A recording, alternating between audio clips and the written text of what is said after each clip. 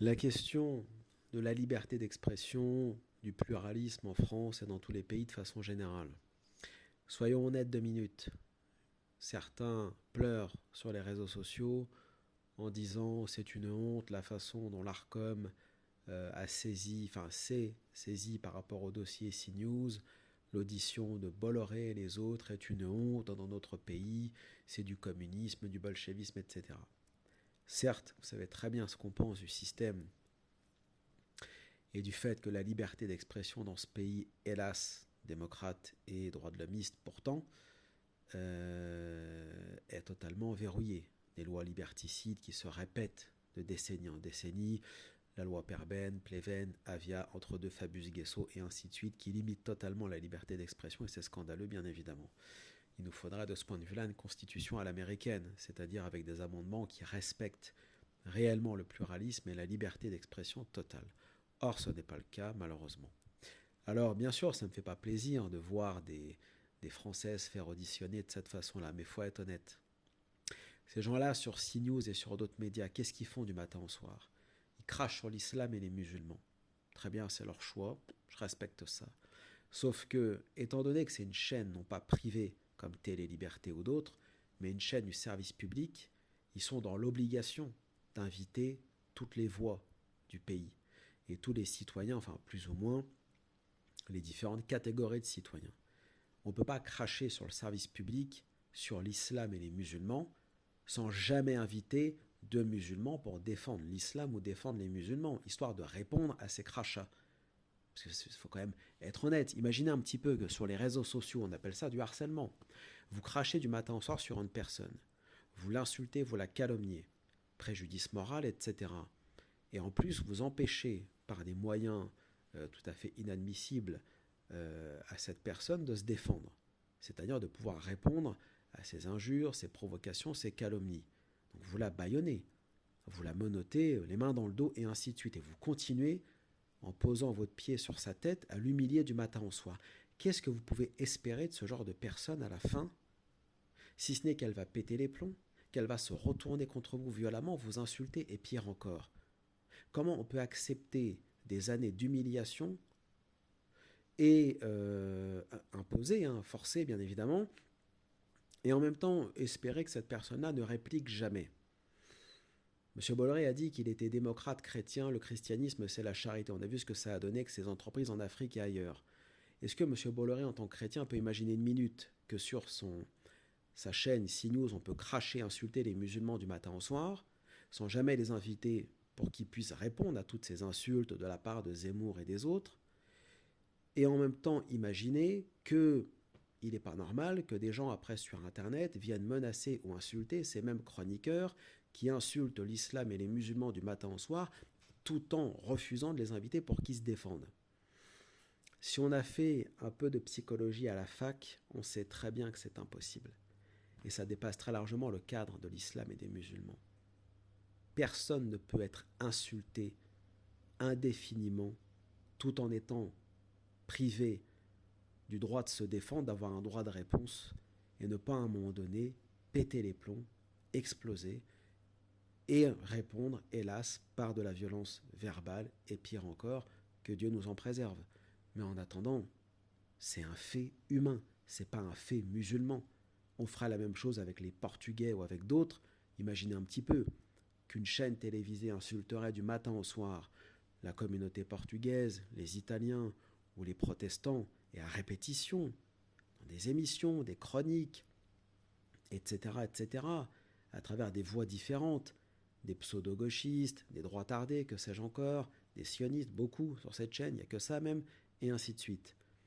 À un moment donné, vous imaginez bien que ces protestants, ces portugais vont pas se laisser faire. Ils vont exiger un droit de réponse. On leur refuse. Étonnant, c'est le service public. Très bien. Comment ils vont faire à la fin? Eh bien, ils vont péter les plombs et faire exactement la même chose que certains musulmans, c'est-à-dire tomber dans la violence verbale. Personne n'en veut. Bien évidemment que personne n'en veut. Mais à un moment donné, il faut être cohérent avec soi-même. On ne peut pas insulter des gens et leur refuser le droit de se défendre et de répondre. C'est quand même injuste, c'est quand même insupportable. Et pourtant, c'est ce qui est fait du matin au soir depuis presque une dizaine d'années sur cette chaîne. Donc, à partir de ce moment-là, il ne faut pas s'étonner d'être convoqué comment dirais-je, par une commission parlementaire, et de devoir répondre de ces méthodes, de devoir répondre de ces émissions, programmes et ainsi de suite qui ciblent les musulmans, des gens qui sont jamais invités sur cette chaîne, ou les gens de gauche jamais invités sur cette chaîne, d'accord ? Alors que sur BFM, à ma connaissance, qui est une chaîne tout aussi pourrie, qui appartient par ailleurs à un immonde sioniste, etc., on y invite autant des droitards que des gauchistes. On fait pareil chez Morandini. Pourtant, c'est la seule chaîne sur laquelle ça se passe pas comme ça, c'est CNews. Donc à un moment donné, il ne faut pas pleurnicher. On ne peut pas insulter des gens du matin au soir, leur refuser le droit de se défendre ou de répondre.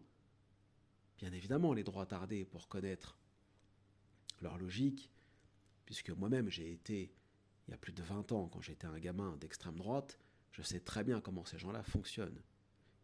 Ils se servent de la démocratie, de la laïcité, du service public et ainsi de suite pour atteindre les musulmans et ceux qu'ils n'aiment pas, mais en vérité, ils ne croient absolument pas en la démocratie, la laïcité, etc.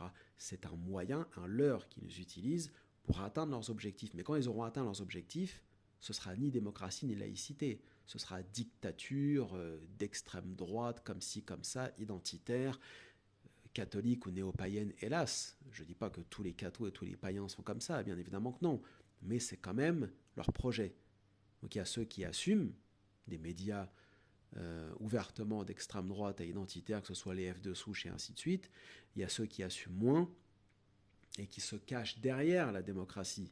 Et d'ailleurs, ce qui est marrant, c'est qu'on accuse du matin au soir, ces gens-là notamment et d'autres, les islamistes ou les frères musulmans ou que sais-je encore, de pratiquer la taqiyya pour parvenir à leurs fins, à leurs objectifs. Mais ces gens-là, c'est exactement ce qu'ils font. Ils utilisent le service public, la démocratie, la laïcité, les droits de l'homme, l'Union européenne qui critique et dont ils veulent sortir, mais dont ils prennent le pognon en tant que parlementaires européens, etc., comme Bruno Gollnisch, qui a été payé presque toute sa vie par le Parlement européen, alors que lui-même, c'est très bien soutien inconditionnel et admirateur de Pinochet, qu'il n'a jamais été démocrate et laïque, il est catholique pratiquant, c'est son droit, il fait ce qu'il veut. Mais ces gens-là, comme Jean-Marie Le Pen et d'autres, ont pris le pognon de l'Union européenne auquel ils ne croient pas, dont ils veulent sortir toute leur vie. Et pour en faire quoi ? Pour créer des projets dont ils se revendiquent, c'est-à-dire nationalistes français patriotes. Ils n'ont rien fait avec leur pognon, ils l'ont pris, point final, terminé. Donc en plus, ce sont de gros malins, ces gens-là. Donc qu'on ne vienne pas nous dire à nous, à un moment donné, qu'on pratique la taqiyya quand ces gens-là font exactement ça du matin au soir et nous refusent le droit de répondre, tout en prétendant défendre la démocratie, la liberté d'expression. La liberté d'expression, on a vu ce que c'était dans ce pays. C'est uniquement pour ceux qui ont le droit d'être sionistes et de cracher sur l'islam.